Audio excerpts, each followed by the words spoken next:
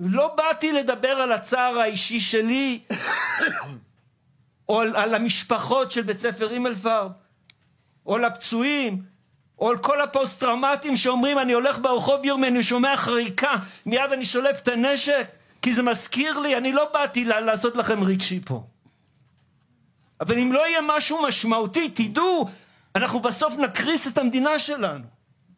כי בסוף, זה לא הכל ציני. יש דבר כזה שנקרא אחווה, ויש דבר כזה שנקרא רעות, ויש דבר כזה שנקרא אנשים שמוכנים להילחם על המדינה שלהם ולמסור את הנפש, כי אם לא יהיו אנשים שיסכימו למסור את הנפש, לא תהיה לנו פה מדינה. האויבים שלנו רעים ומרושעים. אבל אנחנו לא יכולים בינינו כל הזמן להיות בסכסוכים הבלתי נסבלים האלה, בלי ליצור איזה משהו אחד שמאפשר לנו ללכת ביחד כעם. תודה.